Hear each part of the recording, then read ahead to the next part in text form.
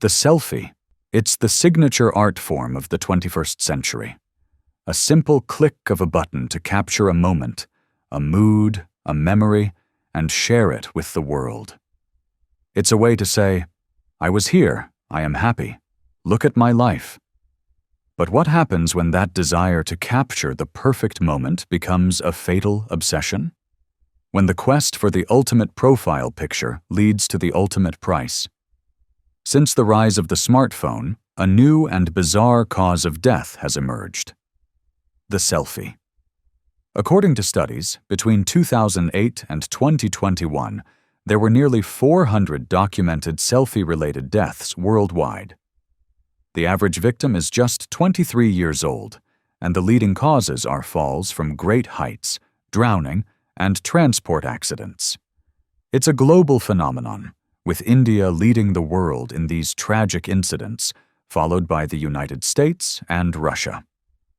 While the numbers dipped during the global lockdowns, they have since surged back, proving that the deadly pursuit of the perfect picture is a trend that's here to stay. Today, we're looking at the stories behind the statistics. These are the most shocking, tragic, and frankly stupid last selfies ever taken. Moments of joy, friendship, and adventure that turned into final moments, captured forever in a single haunting image. Case 1. The train track photo. Our first story is perhaps one of the most iconic and heartbreaking examples of a last selfie ever recorded. It involves 3 young, vibrant teenage girls, a popular local hangout spot, and a fatal misunderstanding of how trains work. Meet 15-year-old Essa Ricker, 15-year-old Kelsey Webster, and her 13-year-old younger sister, Savannah Webster. On October 15, 2011, the 3 girls were spending the afternoon in Spanish Fork Canyon, Utah. A set of train tracks running through the canyon was a well-known spot for local teens to hang out. It was scenic, a little bit edgy, and offered the thrill of being close to the massive freight trains that rumbled through. The girls were huge train fans. Just moments before the tragedy, Savannah posted a status on Facebook that read, "Standing right by a train, ah ha ha, this is awesome." They decided to take some photos. As a Utah Railway freight train approached, they positioned themselves right next to the tracks to capture the moment. They took a now infamous photo. The 3 of them huddled together, smiling, with the bright headlamp of the approaching train creating a dramatic halo effect behind them. It was the perfect, thrilling shot. What they failed to realize was that another train, a Union Pacific freight train, was approaching from the opposite direction on a parallel set of tracks. They were standing in a narrow, deadly gap between 2 moving trains. The crew of the first train saw the girls and waved. The girls, caught up in the excitement, posed and smiled for their selfie.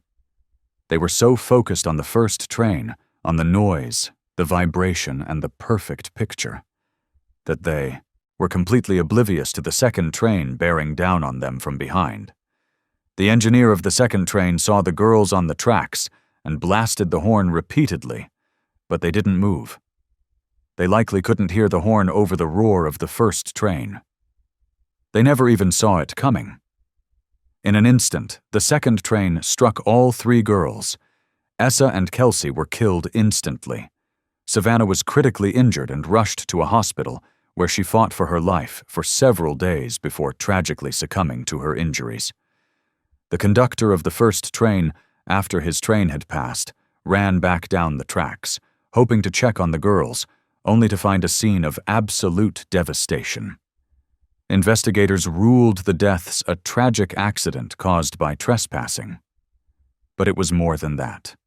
It was a tragedy caused by a deadly form of tunnel vision, where the focus on capturing a digital moment completely eclipses the awareness of real-world danger. The girls weren't being malicious. They were being teenagers. But their lack of understanding of the danger, that trains are wider than the tracks, and that a second train can be masked by the first, cost them their lives. Their final, smiling selfie, posted to Facebook just moments before their deaths, became a viral, horrifying testament to the dangers of chasing the perfect shot. Case 2. The Glacier's Last Smile. From a tragedy of youthful ignorance, we travel to the Italian Alps for a story that shows even experienced adventurers can fall victim to the deadly lure of the last selfie. This is the story of Filippo Bari, a 28-year-old hiker from Vicenza, Italy, and his final photo from the top of a collapsing glacier. On July 3, 2022, Filippo was hiking on the Marmolada Glacier in the Dolomites, a popular and challenging route for mountaineers. He was an experienced hiker, a man who loved the mountains, and a father to a 4-year-old son. The weather that day was unusually hot, with temperatures at the glacier's peak hovering above 10 degrees, 50 degrees, dangerously warm for a glacial environment. But Filippo and his group pressed on, enjoying the spectacular views. At the top, filled with the joy of the climb, Filippo did what so many of us do. He took a selfie. He snapped a picture of himself, smiling broadly in his helmet and sunglasses, the magnificent, ancient ice of the Marmolada stretching out behind him. He sent the photo to his family with a simple message, sharing his moment of triumph. It was a beautiful photo, capturing a man in his element, doing what he loved. Approximately 20 minutes later, the mountain fell apart. A massive section of the glacier, a sérac later estimated to be the size of an apartment building, broke free from the main ice sheet. Triggered by the record-high temperatures that had weakened the ice, a colossal avalanche of ice, snow, and rock came crashing down the mountain, directly onto the hiking path that Filippo and other climbers were on. The force was unimaginable, a tidal wave of frozen debris moving at nearly 200 miles per hour. Filippo and 10 other climbers were directly in the path of the avalanche. They stood no chance. The impact was catastrophic, and they were buried under tons of ice and rock. Rescue operations began almost immediately, but the scene was one of utter devastation. Filippo's brother, Andrea, rushed to the scene to help identify his brother's body, which was recovered from the debris. The selfie Filippo had sent just minutes before was now the last image his family would ever have of him alive. Unlike the train track case, Filippo's death wasn't caused by a blatant disregard for rules. While experts later pointed out the extreme danger posed by the heat wave, the route was not officially closed. His stupid decision was more subtle. It was the collective, structural failure of the hiking community to fully appreciate the new and unpredictable dangers of a changing climate. The glacier was no longer the stable, predictable giant it had once been. It was a ticking time bomb. Filippo's smiling selfie, with the deadly glacier looming behind him, is a haunting symbol of our relationship with the natural world in the 21st century. It's a world that is growing more beautiful and more dangerous at the same time. He died doing what he loved, but his death serves as a chilling warning that in an era of climate change, even the most familiar landscapes can become deadly traps, and the perfect photo can be the last one you ever take. Case 3. The Bull Run Photo Bomb. Our next story takes us to Spain, to the heart of one of its most famous and dangerous traditions, the running of the bulls.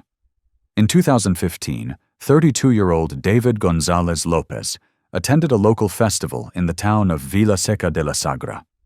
He was there to witness the spectacle, but like so many others, watching from a safe distance wasn't enough. He wanted to be part of the action. He wanted a selfie to prove it. The rules of a bull run are simple. Stay behind the barriers. The course is for the bulls and the runners brave or foolish enough to join them. Spectators watch from the safety of fenced-off areas. But David wanted a better shot. He left the protected spectator zone, climbed a fence, and entered the narrow street where the bulls were running. His goal? to get a dramatic selfie with two charging bulls in the background. He positioned himself, turning his back to the running animals to frame the perfect shot. He was so focused on his phone screen, on the two bulls he could see in his camera's view, that he was completely oblivious to a third bull that had become separated from the pack and was charging up behind him. While he was lining up his photo, the third bull closed the distance. Witnesses watched in horror as the bull slammed into David from behind, impaling him with its horns. He was thrown into the air like a rag doll, gored repeatedly in the neck and thigh. Other runners and festival staff rushed to distract the bull and pull David to safety. But the damage was done. He had suffered massive blood loss and traumatic injuries. He was rushed to a hospital, but was pronounced dead shortly after arrival. David's death is a brutal example of a specific kind of selfie-induced stupidity, situational blindness. He was so fixated on the digital image he was trying to create that he lost all awareness of his physical surroundings. In one of the most dynamic and dangerous environments imaginable, he stood with his back to the threat, staring at a screen. He literally never saw what killed him. Local authorities suspended the festival, and the incident sparked another round of intense debate in Spain about the safety of these traditional events. But the core issue wasn't the tradition itself. It was the modern obsession with documenting it. David Gonzalez Lopez wasn't a matador. He was a man with a smartphone who made a fatal error in judgment. He broke the rules, ignored the warnings, and paid the ultimate price for a photo he never even got to post. Case 4. The high-voltage selfie. From the dusty streets of Spain, we travel to the industrial landscape of St. Petersburg, Russia, for a story that combines the thrill of urban exploration with the deadly pursuit of social media fame. This is the story of 17-year-old Xenia Ignatieva, a passionate amateur photographer who died while trying to take the ultimate selfie. In April 2014, Xenia decided to climb a railway bridge to take a dramatic photo of herself against the city skyline at dusk. She was an avid photographer and, according to her friends, had a passion for taking pictures in risky, high-up places. This bridge, a tangle of metal girders and cables, was her latest challenge. She climbed the structure to a height of about 30 feet, 9 meters, positioning herself for a spectacular self-portrait. As she was getting ready to take the photo, she lost her balance. High above the ground, with nothing to hold on to, she began to fall. In a desperate, split-second reflex, she reached out to grab something, anything, to stop her fall. The only thing within her reach was a thick, black cable. It was a high-voltage power line for the railway. The moment her hand touched the cable, 1,500 volts of electricity surged through her body. She was instantly electrocuted. The massive shock threw her from the cable, and she fell the 30 feet to the concrete below. The combination of severe electrocution and the impact of the fall was instantly fatal. She died at the scene, her camera still with her. Her friends, who had been waiting for her below, could only watch in horror. When she was found, her body was a tragic testament to her final, fatal act.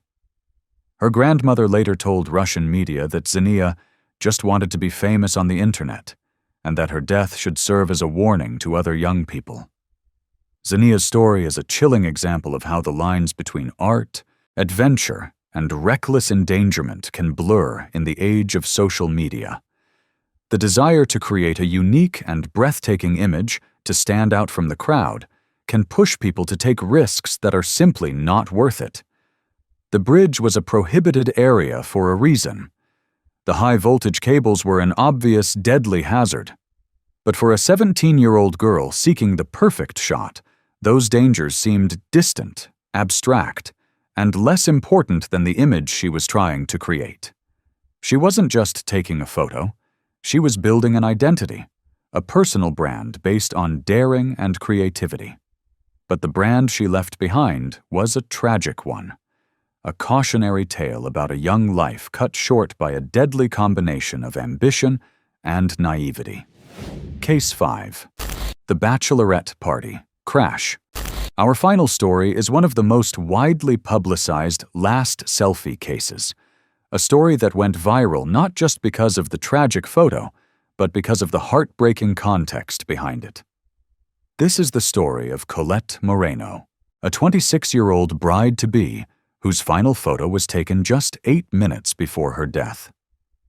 On June 20th, 2014, Colette was on her way to her bachelorette party at the Lake of the Ozarks in Missouri.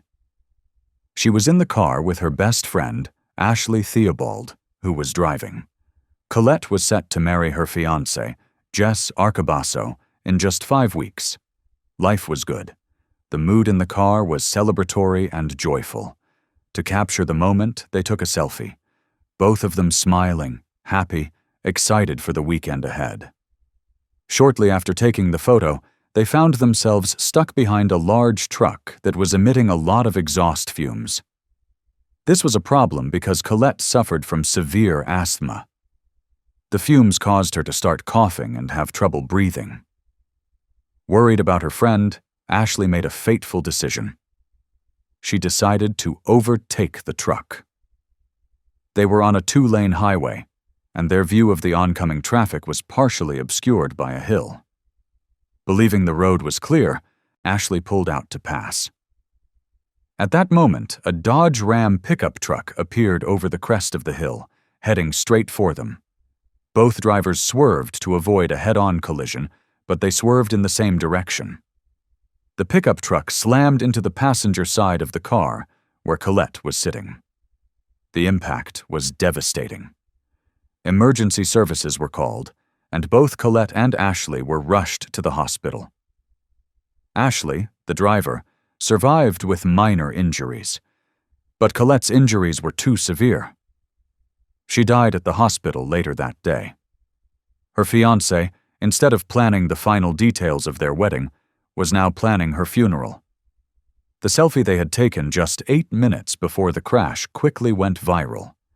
It was dubbed a death selfie, and many early reports blamed the crash on the distraction of taking the photo. However, the police investigation and a later, more detailed reconstruction of the event clarified that the primary cause was the unsafe, overtaking maneuver on a road with limited visibility, prompted by Colette's asthma attack. The selfie wasn't the cause of the crash, but it became a haunting, poignant timestamp of the last happy moment of a young woman's life. Colette's story is a complex tragedy. It wasn't a simple case of vanity or recklessness. It was a chain reaction of unfortunate circumstances: the truck's exhaust, the asthma attack, the panic, and the poor decision to overtake on a blind hill.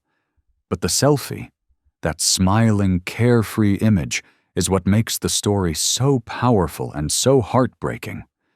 It's a frozen moment of pure joy, completely oblivious to the tragedy that was just minutes down the road.